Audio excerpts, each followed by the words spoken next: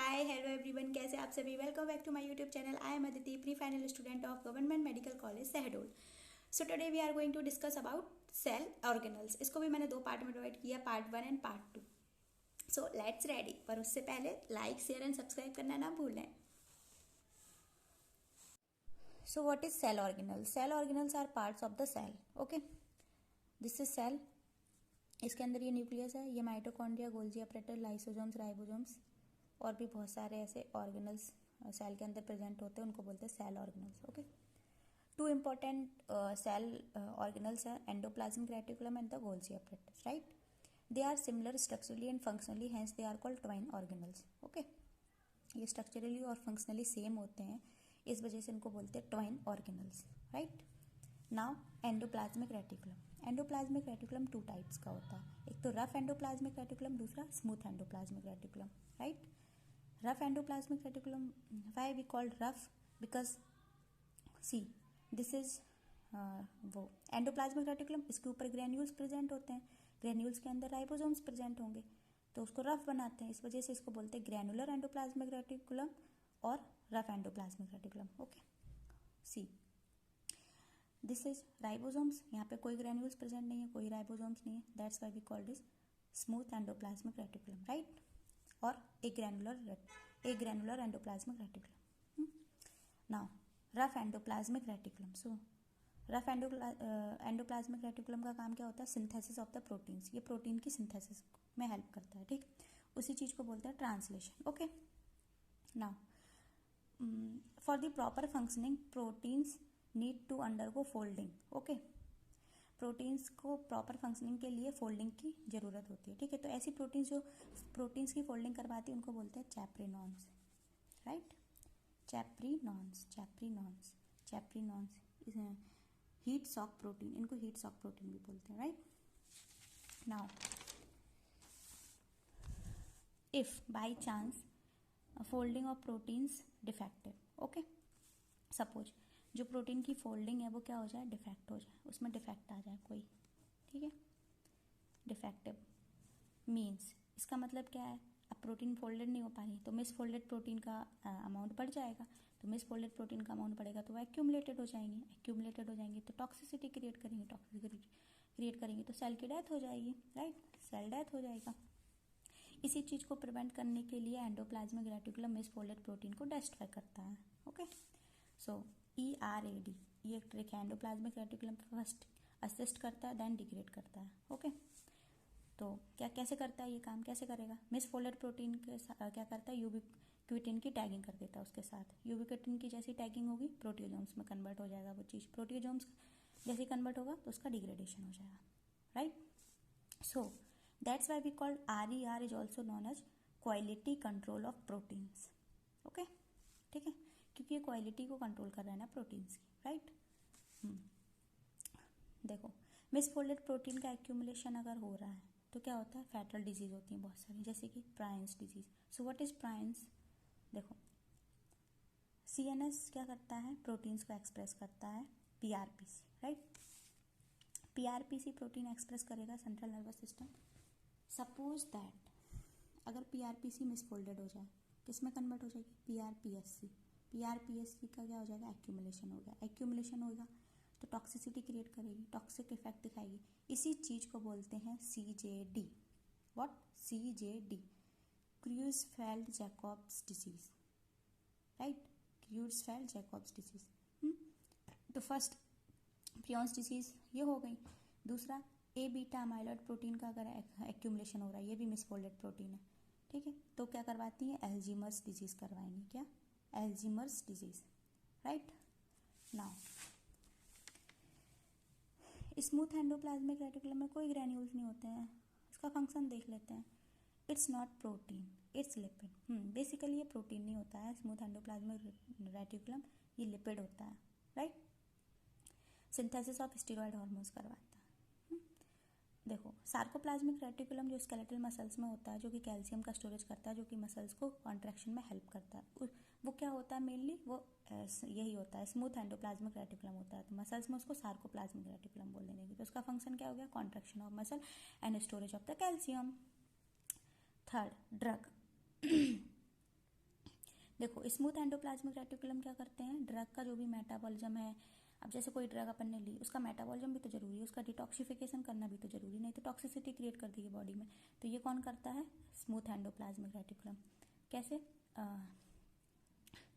ये लिवर में इसका अमाउंट ज़्यादा प्रेजेंट होता है स्मूथ एंडोप्लाज्मिक रेटिकुलम का। तो लिवर में अपन पढ़ते हैं ना कि लिवर में ही डिटॉक्सिफिकेशन होता है, मेटाबॉलिज्म वगैरह होता है, जितनी भी ड्रग्स हैं उसका। क्यों, क्योंकि उसमें एसीआर जो स्मूथ एंडोप्लाज्मिक रेटिकुलम है उसका नंबर बहुत ज़्यादा होता है। और दूसरा रीजन ये भी कि वहाँ पे CYP cytochrome P450 enzymes present होते हैं जो कि हेल्प करते हैं डिटॉक्सिफिकेशन में। नाउ अब आते हैं गोल्जी एपरेटस पे, ठीक है। ये गोल्जी एपरेटस जो होता है ना, रफ एंडोप्लाज्मिक रेटिकुलम के क्लोज ही प्रेजेंट होता है, ठीक है। तो रफ एंडोप्लाज्मिक रेटिकुलम का काम क्या है, protein synthesis means translation, okay. अब प्रोटीन सिंथेसिस हो गया तो उसका ट्रांसलेशन हो गया, प्रोटीन का सब कुछ हो गया। अब क्या करेगा, प्रोटीन कहाँ जाएगा, गोल्जी एपरेटस, गोल्जी एपरेटस के पास जाएगा, गोल्जी एपरेटस उसको मॉडिफाई कर देगा। तो मॉडिफिकेशन के बाद जो प्रोटीन होती है उनको बोलते हैं post translational modification, right. Because rough endoplasmic reticulum में जो प्रोसेस होती है translation, after that we can say it post translational modification. अब क्या करता है गोल्जी एपरेटस, कैसे करता है ये चीज़, ठीक है, मॉडिफिकेशन वगैरह। सपोज ये प्रोटीन है, इसमें गोल्जी एपरेटस ने क्या ऐड कर दिया, कार्बोहाइड्रेट साइड चेन को ऐड किया, राइट। कार्बोहाइड्रेट साइड चेन को ऐड किया क्यों किया, क्यों ऐड किया ये चीज़, क्योंकि to enhance the stability of protein, protein की स्टेबिलिटी को बढ़ाने के लिए, ठीक है। पर्टिकुलरली जो प्रोटीन होती है वो एसिडिक मीडियम में स्टेबल होती है। So that's why Golgi apparatus add carbohydrate side chain in the protein for its modification, right.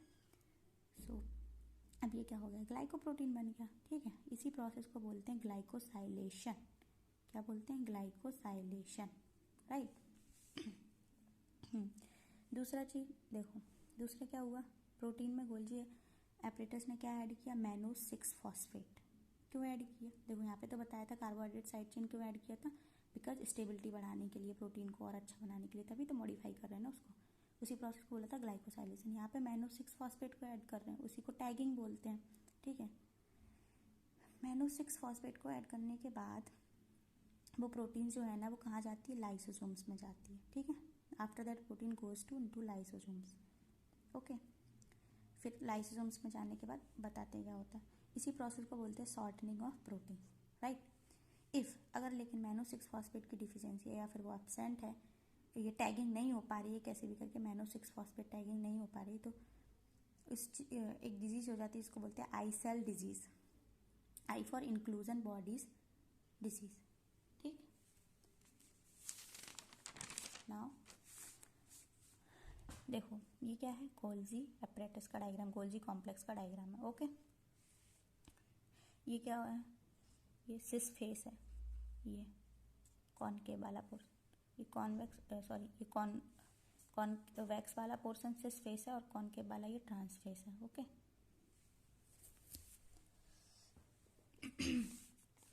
देखो सिस फेस जो है ना किसके पास रहता है, रफ एंडोप्लाज्मिक रेटिकुलम के पास में ही रहता है, ठीक है। ये जो गोल्जी एपरेटस है, ये जो सिस फेस है यहाँ पे इधर ही कहीं होगा राइबोसोम्स, ठीक। तो सिस फेस किसके पास हुआ, राइबोसोम्स के पास है, ठीक है। राइबोसोम्स की क्लोज होता है, तो मैंने पहले ही बताया था कि राइबोसोम्स वगैरह ये सब क्या करते हैं, एंडोप्लाज्मिक रेटिकुलम वगैरह, सॉरी राइबोसोम्स नहीं, एंडोप्लाज्मिक रेटिकुलम के पास में रहता है, आरईआर के पास में ही रहता है। तो आरईआर क्या करता है, प्रोटीन का सिंथेसिस करेगा और सिस फेस उसको रिसीव कर लेगा, इस वजह से इसको बोलते हैं receiving end. What, cis face is also called receiving end, okay. फिर रिसीविंग एंड के बाद क्या करेगा, गोल्जी एपरेटस प्रॉपर के पास भेजेगा, ये पूरा ये बीच का जो पोर्शन है गोल्जी एपरेटस प्रॉपर, यहाँ पे फंक्शन होगा, फंक्शन क्या, पोस्ट ट्रांसलेशनल मॉडिफिकेशन करवाती है, बताया था, और शॉर्टनिंग करवाएगा, ठीक है, इन द फॉर्म ऑफ वेजाइकल्स, वेजाइकल्स के फॉर्म में, वही शॉर्टनिंग वही मॉडिफिकेशन में 2 प्रोसेस थी, शॉर्टनिंग एंड ग्लाइकोसाइलेशन। तो फिर देन उसके बाद वो ट्रांसफेज को सेंड कर देगा, ट्रांसफेज क्या करेगा, रिलीज करेगा, जो भी मॉडिफाइड प्रोटीन उनको रिलीज कर देगा, तो उसको रिलीजिंग एंड बोलते हैं, ठीक है। और ये रफ एंडोप्लाज्मिक रेटिकुलम से दूर होता है ट्रांसफेज, ठीक है। देखो ये बीच का पोर्शन ल्यूमन बोलते हैं और जो एंड है इसको सिस्टर्नी बोलते हैं, ओके। ये हो गया गोल्जी कॉम्प्लेक्स के बारे में। राइबोसोम्स के बारे में. Now we will comes to lysosomes. So lysosomes को हम मेनली सुसाइडल बैग ये सब चीज़ों के नाम से बोलते हैं, इतना तो पता ही.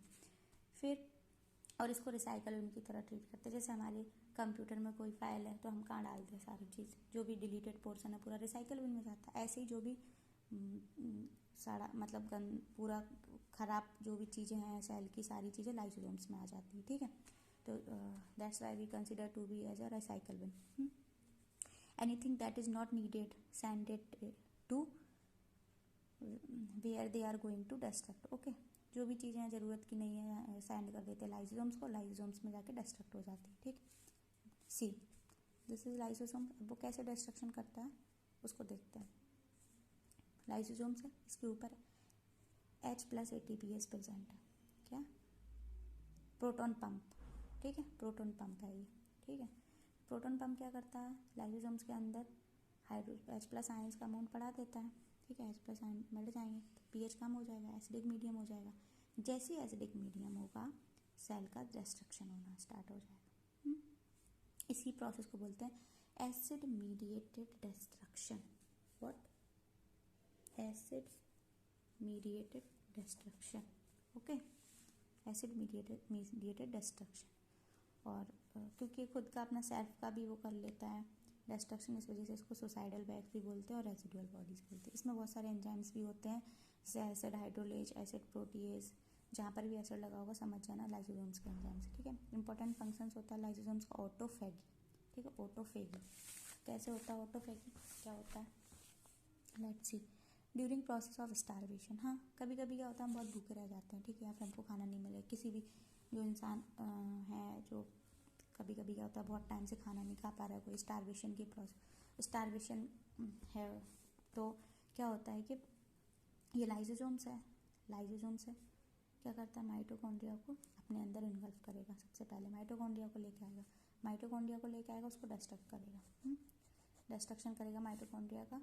और मैंने पहले ही बताया था अपनी first video cell membrane part 1 में कि इनर माइटोकॉन्ड्रियल लेयर जो होती है ना उसमें प्रोटीन का अमाउंट बहुत ज़्यादा होता है, मैक्सिमम होता है 70%. ठीक है, वैसे प्रोटीन का अमाउंट 55% होता है, लेकिन इनर माइटोकॉन्ड्रियल लेयर जो है उसमें 70% होता है. तो इस वजह से लाइसोसोम्स माइटोकॉन्ड्रिया को लेगा, उसको डिस्ट्रक्ट करेगा और मेटाबॉलिज्म करेगा और एनर्जी जनरेट करेगा. क्योंकि स्टारवेशन के टाइम पे हमें एनर्जी तो चाहिए ना, तो लाइसोसोम्स ये काम करता है, ये काम करके एनर्जी देगा. ठीक है, for survival on in later stage of starvation lysosomes को ये करना पड़ता है. इसी प्रोसेस को बोलते हैं self destruction autophagy. Okay, self destruction autophagy. तो ये था आज के लिए. अब नेक्स्ट पार्ट में हम आगे का देखेंगे. Okay, bye bye, thank you.